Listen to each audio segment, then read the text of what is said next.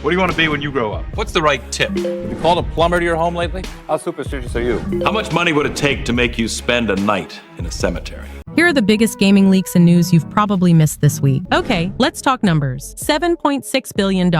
That's how much one venture capital firm thinks GTA 6 will rake in within 60 days of launch. And here's the kicker. They're saying we'll all gladly fork over $80 for it. Yeah, $80 dollars. Convoy, a firm deep in the gaming industry, dropped this wild prediction on LinkedIn. They're convinced GTA 6 will smash every sales record, break even on its rumored $2 billion development cost in just 30 days, and then keep printing cash with GTA Plus, microtransactions, and even premium mod support. And you know what? They might not be wrong. Pre-orders are already insane, and the hype is unmatched. But think about this for a second. After Microsoft and Nintendo normalized $80 price tags, are we seriously about to let Rockstar and Take-Two make this the new standard? I mean, they're literally banking on us being so desperate for GTA 6 that we won't even blink at $80. And with rumors of 200-player lobbies, staggered PC releases, and the game being the ultimate system seller for this console generation, it's like they're preparing to milk every last penny out of us. So let me ask you, are you ready to pay $80 for a game? Because if we accept this, what's stopping them from making $90 the norm in the next 5 years? Oh boy. Here we go again. Rockstar might be cooking up current-gen versions of Red Dead Redemption 2 and Grand Theft Auto 4. But don't get too excited, because if history's any indication, these re-releases are probably going to be about as thrilling as reheated leftovers. Here's what went down. Eagle-eyed fans spotted hints on Rockstar's own support pages, an online migration option for Red Dead Online. Same thing we saw with GTA 5's current-gen upgrade. And then, even weirder, GTA 4 suddenly listing PlayStation 4 as a platform, a game that never officially dropped on PS4. So what's the plan here? A shiny PS5 version of RDR2? A PS4 port of GTA 4? Sounds cool. Until you remember Rockstar's last re-release strategy. RDR1 got a bare-bones port in 2023. No upgrades, no bells and whistles. Just a straight $50 drop now. Unless Rockstar pulls off some miracle enhancements, this feels like another why bother moment. But hey, would you pay up if they dropped a proper GTA 4 remaster? Or is Rockstar about to charge premium prices for another copy-paste job? So Neil Druckmann just dropped his reaction to The Last of Us Season 2, snagging 16 Emmy nominations. And it's coming only 2 weeks after he stepped away from the show. On Twitter, he said, "To see the story of The Last of Us Part 2 celebrated and find new life and new fans has been a thrill for our studio." And yeah, he gave props to the cast and crew, thanking the Academy on behalf of Naughty Dog. But let's be real for a second. This comes after Season 2 became one of the most divisive chapters in the franchise. No writing or directing noms this time, which a lot of fans would argue kind of makes sense. Season 2's Rotten Tomatoes audience score took a nosedive compared to Season 1, with many pointing fingers at the pacing and how Part 2's story translated to screen. Still, the Emmys gave love in big categories, like Best Actor, Pedro Pascal, Best Actress, Bella Ramsey, and Best Drama, plus technical stuff like prosthetic makeup, VFX, and production design. But here's the kicker. With Druckmann now fully focused on Naughty Dog's future, and rumors flying about him working on Intergalactic, The Heretic Prophet, does this mean Season 3, or maybe even a Season 4, will take the show in a completely new direction under Craig Mazin? Or are we about to see HBO double down on the controversial Part 2 storyline? So, while everyone's arguing about whether the PlayStation 6 is actually coming in 2028 or 2029, there's another layer to this story. AMD is out here trying to cook up a desktop CPU that could hit over 7 gigahertz next year. Yeah, 7. That's a number we usually only see with world record overclocks, not something you get out of the box. This new Zen 6 chip is rumored to use TSMC's cutting-edge N2X manufacturing tech, which is a massive leap forward. For the tech heads, this is like skipping 2 or 3 generations of chip making at once. And the result? AMD is reportedly hitting 6.4 gigahertz already, but their goal is above 7 gigahertz. For perspective, even Intel's best current CPUs top out at about 6 gigahertz, and they get insanely hot doing it. So what does all this have to do with the PlayStation 6? Well, Sony and AMD have a long history of partnering up for PlayStation hardware. Every single credible leak about the PS6's internals mentions custom AMD silicon, possibly based on Zen 6 and whatever their next-gen GPU tech turns out to be. If AMD really delivers on these 7 gigahertz plus chips, it's totally possible that some version of that tech will end up powering the next PlayStation. But here's where the PS6 rumors and the AMD news collide. If this breakthrough really is just around the corner, it actually adds more weight to the idea that Sony might wait until 2027 or 2028 for the PS6. Why rush if the bleeding edge is about to leap forward? Bottom line, these CPU rumors aren't just for PC nerds. If you're following the PS6 release date debate, this could be a huge clue as to why Sony might hold back a bit longer. Bungie's marathon is finally showing signs of life again. After a brutal delay, art theft controversies, and some less than glowing early playtest feedback, the studio is now rolling out invites for closed playtest 2, and it's happening this month. The invites, spotted on the Marathon subreddit, confirm that playtest 2 will run from July 25th to July 27th, with sessions from 2 p.m. to 6 p.m. Pacific time each day. If you got that golden email, you'll need to confirm participation by July 21st at 11:59 p.m. Pacific time. And yeah, just like the first round, this playtest is locked down under NDA. No leaks, no screenshots, nothing outside Bungie's private Discord channels. But here's the thing, the pressure on Marathon couldn't be higher right now. Sony is already calling it innovative and bold in their latest business update, but reports say Bungie expects this game to hit top 5 NPD annual sales to even qualify as a success internally. That's a huge bar for an extraction shooter still trying to win over skeptics. So here's the question, can Marathon actually bounce back and deliver on Bungie's ambitious live service vision? Or is this shaping up to be another Anthem moment? GameStop just dropped a bombshell. And no, it's not about meme stocks or short squeezes this time. Their CEO, Ryan Cohen, just went on CNBC and revealed that GameStop now holds over $500 million in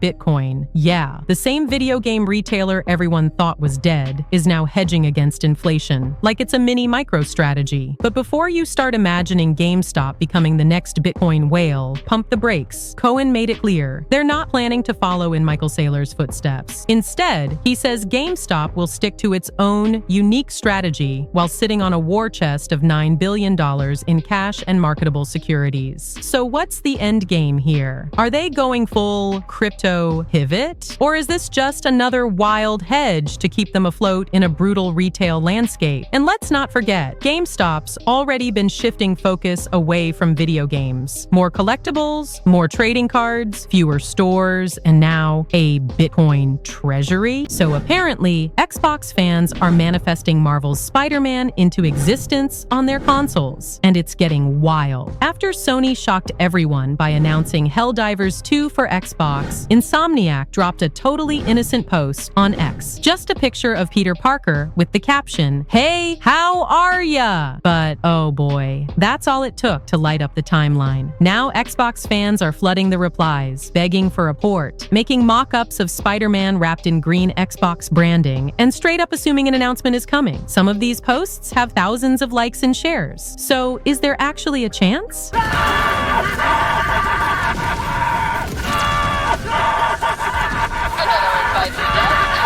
Probably not. Unlike Helldivers 2, Spider-Man isn't a live service game pulling 50% of its revenue from microtransactions. It's a single-player, story-driven experience. And Sony's been very careful about which first-party games leave the PlayStation ecosystem. So is this just X doing its thing? Or could Sony actually shock us again? Never happened. This one was invented by a writer. Not this time. It never happened. It's false. It never happened. It's a fake. It's fiction. It's an urban legend that never happened. Look, dear Xbox fans, if you really want to play PlayStation exclusives, and if you really want to play them on day one, just buy a PS5. Sell your Xbox. Most of your fellow Gears of War and Halo diehards have already made the switch, either to PlayStation or to PC. Spreading all this misinformation about Spider-Man 2 and God of War coming to Xbox is just sad. Like, really sad. You're literally begging Sony at this point to give you games because you don't even like the games Xbox is putting out. Remember, you live in a democracy. You don't have to be a slave to a platform. You can sell your Xbox and buy a PS5 or buy a PC and already enjoy playing Spider-Man 2. And don't think you're winning anything by trolling PlayStation fans with ha ha ha. You're losing your exclusives. We're not losing anything. We already finished Stellar Blade 3 times, Ghost of Tsushima, FF7 Rebirth. God knows how many times I finished both new God of Wars before they even came to PC. So stop begging and trolling and buy the hardware that actually lets you play the games you want to play. Preach! Fellas, I think it's time to face facts. Phil Spencer, he might be the bad guy.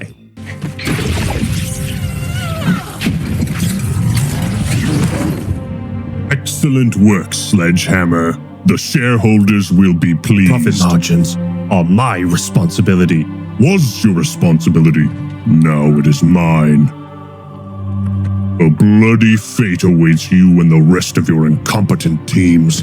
And I, Phil Spencer, chieftain of the layoffs, will send you to it. When Satya learns of this, he will take your head. When he learns. Fool. He ordered me to do it.